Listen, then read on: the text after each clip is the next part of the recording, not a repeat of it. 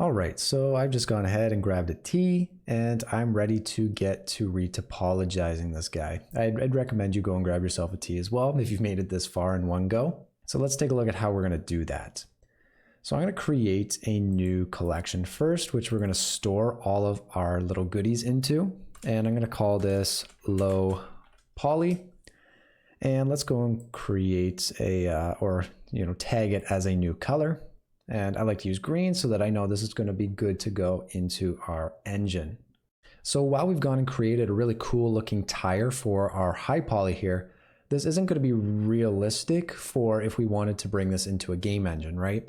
This tire alone is, 124,000 triangles. That's a lot of triangles to create the detail we've done for this tire. But generally vehicles use more than one tire, right? I can't think of a single vehicle that uses only one tire. So this isn't going to be realistic for our game engine. And so what we do instead is go and create a lower poly version of this asset. And later on in the course, we'll look at how we can extract these details from the high poly and put it on our low poly. So to start this off, I'm going to go and hide both of these here because I want to start working on our tire tread. And when working with the tire tread, what we're going to be doing is trying to essentially encapsulate the profile or the silhouette of this, but in a much lower polygonal state. So right now the goal to beat is 60,000 triangles, and I think we're going to be able to do that. So let's start off by first making sure that our collection for low poly is selected, and I'm going to add a mesh plane. And then let's go and quickly rename this to rubber_low. And I want to make sure that because I'm retopologizing the rubber here, I want to use the same name as that asset. However, I now am using the _low, and we're going to be doing that for all of the low poly assets as we're working with them. So in edit mode, let's go and rotate this on the X 90 degrees. And I'm just going to come into front orthographic. And let's take the left hand side here and just pop that back to the middle line there. So I want to add a mirror modifier onto this. Reason being that I want to be able to edit this however I want over here, and it's just going to duplicate or mirror that on the other hand side, so I don't have to do it for both and accidentally misalign something. And I want to make sure that I also have clipping enabled so that I can move this around and it's not going to snap off of the center line there. And then I'll quickly just go and scale this down on the Z for a second, and that'll make a lot more sense here in a minute why I've done that. So that's going to be kind of the start of our lower poly here, but it's a little bit difficult to work on this in its current state. And I want to try and get it more closer to the profile of our high poly here. So how I'm going to do that, and how Blender kind of allows us to do that pretty easily, is I'm going to copy some of the modifiers that we use to create the high poly onto the low poly. So with our low poly selected, I'm then going to shift select our high poly, and I'll come over to our lattice first. And if I click the little drop down, you can see that I can copy to select it. And so when I do that, it's going to bend our high poly here based off of the geometry vertices we've given it. And I'll just make sure to select those again. I'm also going to copy the array modifier so that we're going to have it arraying up and effectively duplicate our geometry. And then I'm also going to copy the curve modifier so that now, if we take a look, right, we're getting it kind of in the same shape. Now that looks okay. It's really just not looking like a tire at all, but we're going to get there. So first I want to make sure that these all snap together. So I'm going to come back into edit mode and scale this up on the Z. And remember that once they get within a certain distance of each other, they're going to snap and merge together. So that's what I'm looking to do. I'm also going to turn on the lattice modifier here so that in edit mode, right, I can go and actually see what's going on while I'm in edit mode. And I'll go and turn our high poly back on. And now I'll just extrude this along the Y, and you can see kind of on the interior of the tire there, this is going down along the side of our tire. And now we're just going to start to move things into place. Now I might turn on my wireframe here just to kind of see things a little bit better. And so what this is going to involve is me just kind of pushing and pulling things kind of in and out to try and satisfy the overall silhouette of our low poly here. So I'm trying to make it as close as possible to the surface of our high poly here, and we're just effectively replicating the overall shape. So I'm going to take these two here and maybe just push those up on the Y a little bit as well, so that you know, my corner is kind of coming alongside the edges there. Maybe that's a little too far. And I'm also going to add an edge loop here. And we can see, and I'll try and keep both in view. It's a little bit tough as we're doing this to kind of keep both in view and we can see what we're doing. But I'll move that over to maybe right along there and move that up on the Y. And I just want to make sure that the low poly version is kind of going over top or along the very end of the treads here. Now it's all right if it kind of pops through. As you can see, we can see a lot of the different faces. That's okay, as long as if we take a look at the overall profile, it's coming relatively close to it. And so that's looking all right. Now I'm just going to give a little bit of love and attention to the side profile here. Taking those out, and maybe I'll bring that back down. So now if I go and just remove our high poly here, we can see what our low poly is going to look like. And that's looking pretty good. So I think I'm going to be pretty satisfied with that. Now if I just turn off our wireframe, and so I'll select our low poly rubber and I'll go and shade this smooth. And now there's one thing that I do want to briefly talk about, which is going to affect pretty much all of the low poly stuff we're going to be doing. And that is the idea of smoothing groups. If you come from another software like 3ds Max, but in Blender, we call it sharpening edges. And so we can see here that we're getting a little bit of a weird kind of shading artifact. Like it looks like there is a solid, sharp edge there. And at the end of the day, this is going to cause us a little bit of baking grief as we get towards baking out some nice high poly textures. Because if we look at our high poly mesh, we can see that there's a lot more of a defined edge here. And we're going to want to try and replicate that in our low poly for the best possible baking. So how we can do that, if I go back to my low poly, and so if I come over to the data property here, under the normals tab, if I go and turn on auto smooth, you can see that that's already making the shading a lot nicer. If I turn this off and on, you can see that the shading for each one of these is a lot better because it is essentially under the hood splitting these vertices so that our shading is, instead of averaging out over these faces, it's actually going and shading out like this. And those are the normals of these vertices here. So this is going to be a lot better at the end of the day when we go ahead and start baking, rather than having Blender kind of just average everything out as one kind of continuous face like it's doing originally. Now, it's going to be okay if we leave this on the default 30 degrees for now for this particular asset, because we don't really have any faces that are going to present us any issues with that. But generally what I like to do, and we're going to do it in this instance as well, just for good practice, is I like to crank this up to 180 degrees. And this is the way most people generally will sharpen their edges in Blender, because it's an automatic threshold. You can see that if I do something like 20 degrees, well, all of a sudden now it's starting to sharpen that edge, right? And as I decrease this even more, you'll start to notice that there's really no point to even having it's shaded smooth, because it's starting to facet every face anyways. So I want a little bit more control over that. So instead, what I'll do is turn it up to 180. And in edit mode, what I'm going to do is select these vertices here. And it might make a little bit more sense now if I turn this on. And you can see these are the normals right now that it's averaging out. If I go ahead and select this edge here and come up to edge, mark sharp, you can see now we're going to get that sharp edges. And if we take a look here at the normals, here is the normals being averaged out originally.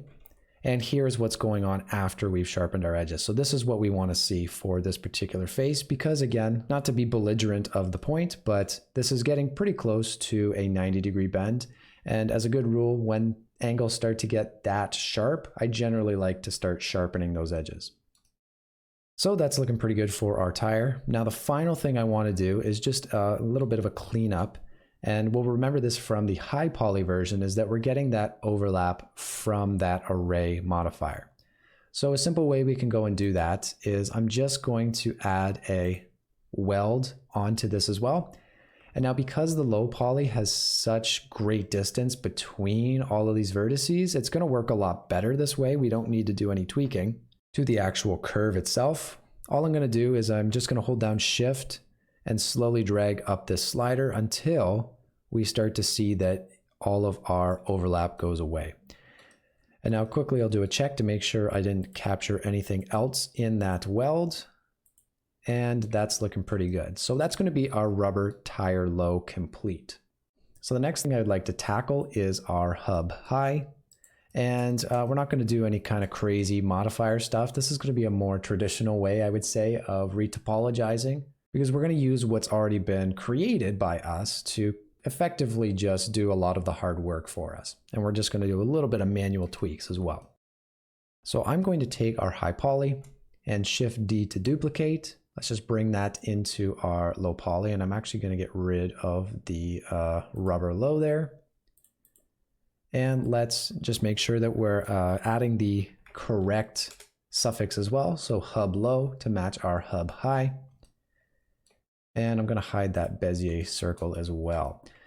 So now if we go back into our wireframe here, and I'm going to make sure that optimal display is off, because these are the verts that we actually care about. So I'm going to go and apply our bevel modifier. So let's go and apply that, because I want to make sure we're keeping the sharp cut areas in this mesh. However, I'm going to decrease the amount of levels on our subdivision surface. And you can see that's already drastically dropped the amount of polys in our scene to something that's a little bit more feasible for a low poly asset. Now we're going to do a little bit of manual work after this, but I just want to draw your attention to not dropping it too low as well, as we'll see that a level of 1 might be a little bit too low for the resolution of the profile.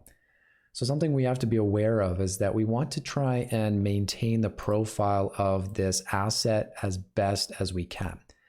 And we can see right here that we're very greatly missing that, because the resolution is far too low. And this is going to cause some pretty major baking issues once we bring this into Substance Designer. So instead, let's just do it a little bit of a cleaner way by making sure that the poly count is higher, and then we're going to manually remove things that we don't want instead of relying on just a modifier alone. So I'm going to hit Control and A while I hover over that to apply it. And now we're going to take a look at retopoing this guy. So I'm just going to turn these off for the time being so we can see what's going on. And I'm going to go into Edge Select mode. And so what I'm looking for when I'm retopoing by hand is I'm trying to find areas that are pretty planar or flat, where the edges really aren't contributing much to the overall silhouette or the profile, like I keep saying. So I know for a fact that these two right here really aren't contributing too much. As we can see, it's relatively flat face from this edge over to this one. So I'm going to go and just remove that. And we don't even just have to rely on removing things entirely. We can also go ahead and if I double tap G, maybe I'll go into wireframe here or transparent mode, we can see that I'm going to start moving some of these verts into a better position to make it a little bit more feasible for our lower poly to kind of capture that silhouette again. And sometimes you might remove an edge too much and you need to go ahead and start moving things, and that's more than acceptable for a low poly. We want to try and get this as low as we can without sacrificing the overall quality of the model itself. So moving is going to be essential to pretty much achieving that goal. So if I take a look, again, this is a relatively flat line here. So I'm going to be pretty confident in being able to remove all of these guys here. And I'm just hitting X and selecting edge loops to remove those edge loops there. And that's looking all right. I think that's going to be able to capture that relatively well. Now we're going to get to areas that are a little bit more like a soft, gradual rounding. So for areas like that, I might go and just select every other loop to kind of keep the transition lines there, but still kind of, remove some of those lines. And I might just go and slide that up and scale that in. And maybe even bring that down and over. So there's really no, hard and fast way to go about retopologizing. It's whatever's going to fit the surface of the high poly that you're trying to do. And it's just going to take time for you to be able to kind of see the lines that you can remove and the more critical silhouette lines as well. And again, for something that's kind of gradual and long like this, I might go and just select every other line here. And I can even go and get rid of this blue line. And actually, while I'm on that topic, we can go and select everything and turn off all of these bevel weights because we don't need that anymore, right? We don't have that bevel modifier, and it's probably just going to confuse us when we start to mark things sharp because the colors are relatively similar. Marking sharp is a little bit more teal, but again, from a distance, it might not be easy to see. And now on the topic of marking things sharp, we might want to go ahead and do something like that. As we can see, this is getting kind of close to being 90 degrees. And if I go and actually even remove that, that's going to be like much closer, and it's a little hard to kind of get in there on our model. But this is going to be a lot more of a sharp edge. And if I take a look actually at this in our low poly mode, you can see that we're kind of getting a weird like shading thing here. And that's going to be resolved by, again, marking sharp. So if we come back into our data properties, turning on auto smooth, and I'm just going to crank that up to 180. So I have, the manual control over what gets marked as sharp. And I'm going to go to edge, mark sharp. And that's going to kind of help with that shading issue there. Again, just taking a look. That's what it looks like prior. We're getting some weird highlights and stuff. And that's looking a lot better. So let's turn our hub on again. I can probably get rid of this one here. Actually, you know what? That might have been a mistake. Let's go and get rid of this one here instead. There we go. And I'm probably going to get rid of all of those. I'll probably leave that one there. And then I'll probably get rid of these two because we do have this kind of retaining edge here, which is going to be awesome. So hopefully that's been pretty straightforward so far with the sharpening edges and the retopologizing. This next part here is going to be a little bit more complicated and going to kind of put our skills to the test. So let's take a look at how I would navigate, something kind of complex like this. So first and foremost, we really don't want to eliminate this silhouette here. For something circle like this, we're going to want to try and maintain that profile, because if I was to do something like this, that's going to cause us some pretty major grief when we want to go and start baking, because there's just not enough information there to capture the high poly version of this. And again, we want to try and adhere to the silhouette as best as we can.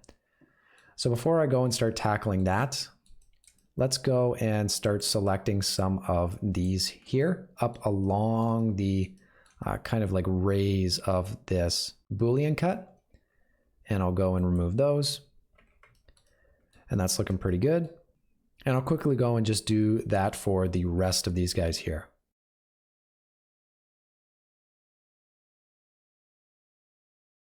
Sweet. So now that we've got that all figured out, how are we going to tackle this area here? And if we take a look and just get rid of our high poly, we'll see that it's going to be a pretty planar face. It's going to be pretty flat. So we're going to be able to, and probably going to want to, get rid of a lot of these faces. They're not actually contributing to the detail of this model. So one way we can go about doing this is by selecting a couple of these edges here, and I'll make sure to go and select those as well. And instead of removing edge loops, we can actually start to collapse edges and faces. And so what this operator does is it will pull both vertices essentially on either side of these edges together and merge them to start creating some more simplified geometry. And so I'll do that with this strip as well, collapsing those. And you can see where I'm hopefully kind of going with this is that we're going to really drastically simplify this strip of polygons here. And actually, I'm going to make sure not to do that one. But we're still going to be keeping that planar shape here. And so something like that's going to look all right for in between here. Again, it doesn't have to look super pretty. Triangles are definitely allowed as long as we're doing them with intention. And in this instance, we are. It's a very planar, like I said, face here. So as long as we're keeping it flat and it's not causing any weird, shading artifacts, which it looks like it doesn't, then we're going to be good to go. Now you probably know that we can also go ahead and select edge loops like that as we've been doing it, right, with Alt and Select. But what you might not know is that we can actually select edge rings. So whereas this is an edge loop, if I hit Control and Alt and select this edge, now you'll notice that we're going to be able to select all of these. And this is going to kind of change the game for us because we can go and again, collapse those. And now we're going to bring both of those edge loops together and merge all that. So that's another way that we can go and simplify our model here. So I'm going to Control and Alt to select that. And I'll go and pull those together. And we might be able to even get away with it one more time, making sure that goes all the way around. And that's looking pretty cool. So go ahead, finish up on the rest of these here, and I'll meet you on the other side. So hopefully that did not give you too much grief. Again, it's really no hard or fast rules with this, and there's really no right or wrong. There's just good or better. But if yours looks something like this, and if we do a quick shading check to make sure that we're not getting any kind of crazy shading artifacts, then we should be good to go. Now you will notice though, kind of down here, we're getting, again, that kind of weird like shadowing, even though this should technically be facing that way. So it should be a nice kind of like smooth like shading. That's because what's going on here, if I bring our vertex normals back into this, you can see that it's trying to average out, and actually I should bring them way smaller as well so we can see a little nicer. It's trying to average the shading normals between these two normals here, and that's going to give us this one right here. And you'll see that as I move this around, right, it's trying to change those normals and average it out.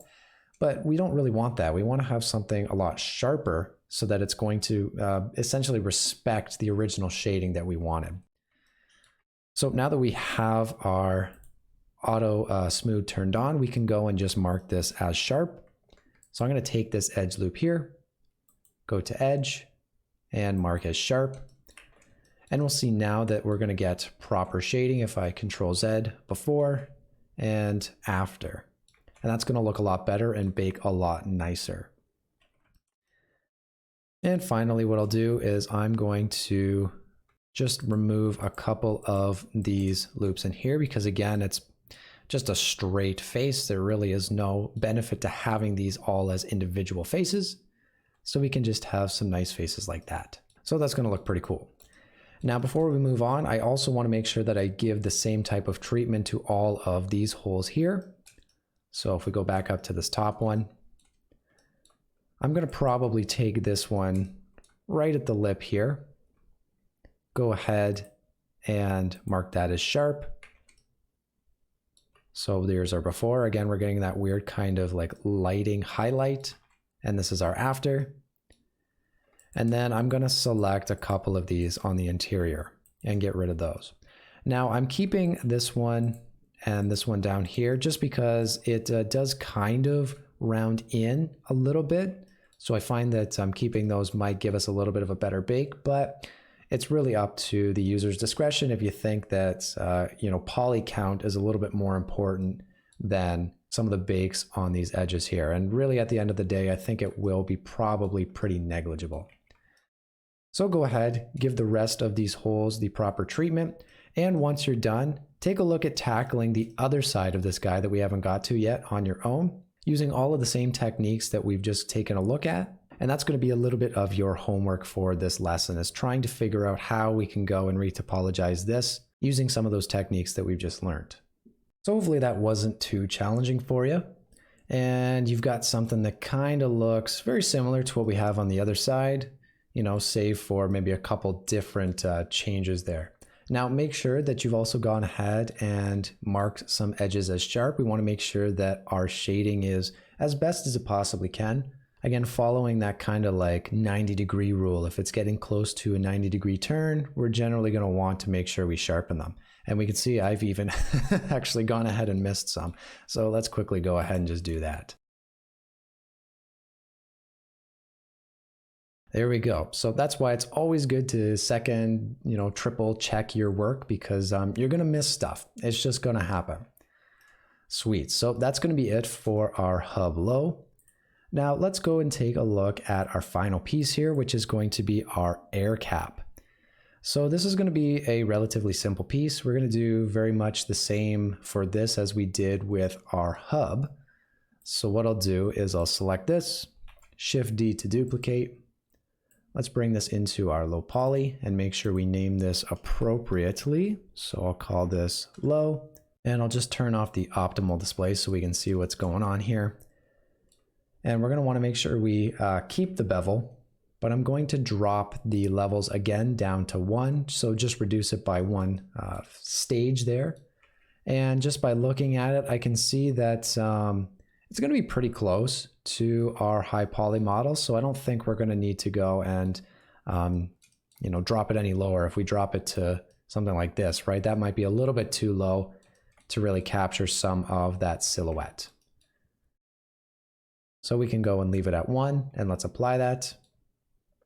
And now in edit mode, let's go and first, we've got a couple things going on. I'm going to get rid of the vertex normals there. I think we kind of get the idea of what's going on with those and why we need to sharpen things.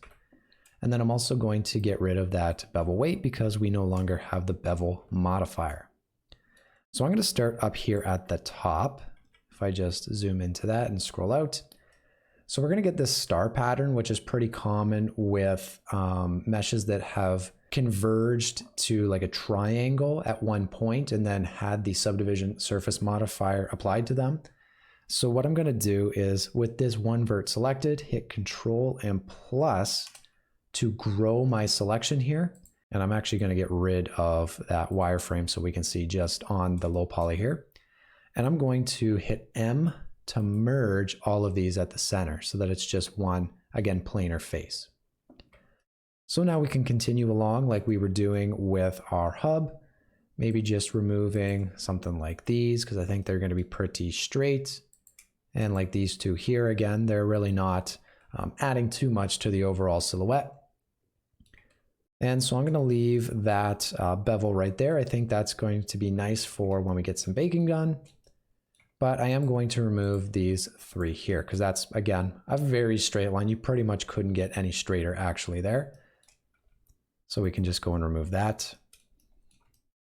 Again, I'll probably keep that bevel there. We can get rid of this interior edge. If we just take a quick look, and it's maybe a little bit tough to see, especially on your monitor, but I'm going to keep that bevel, albeit what I'm going to do is move this along kind of towards this edge loop there. And so one benefit of doing this, cap the way we did it, is that if I switch our transformation orientation from global to local, you'll see that in our transformations here, because we had gone and snapped this to the face and object mode, we're going to have the local transformations here and the rotations. So if I hit G and Z now, you can see that it's going to move it along its local Z direction, not the global one like we would originally. So I'm going to hit G and Z again, just to bring that up. Just a little bit, maybe scale it up a little bit too. And then I'll go and set that back to global. And then we can go and get rid of these two loops there. And I might even be able to scale that in just a little bit too. And that's looking pretty cool. Now let's go and hide our high poly here, because again, we're going to get some weird kind of shading. Now, hopefully you can see this on your monitor, but we've got this kind of shading artifact right here, and I'll try and illustrate it for you. We're getting this weird kind of like shading, rounding artifact here. And this isn't just like regular shading, this is actually like a shading error, because again, if I just demonstrate what's going on here, it's trying to average out all of the vertices on this model and round out the shading based on the vertices that we have. So again, we'll have to go and split these vertices to make sure that things are actually shading correctly. So I might want to go and select these two here. And I've gone and just added Mark Sharp to my favorites. So I'm going to select that there and make sure that we also set our auto smooth on and turn this to 180. So now we're going to have full control over what's actually being calculated. So we can see that we're getting more defined faces here, which is looking awesome. Down here, it's kind of rounding things out in an awkward way as well. So I'm probably going to select these two and mark as sharp. So that now we're getting those nice, solid, and kind of chamfered looking faces, and everything else is going to be rounded out a little bit nicer. So that's going to be it for our low poly here. If we come back and take a look, right, we've dropped our 124,000 try model down to just 8,500. And that's looking pretty good. Again, you could be more liberal with your retopology and go down even more, but with how modern game engines work, they're pretty well adept at crushing the poly counts of models. So we don't have to worry about this too much. This is probably going to be a really good start for us.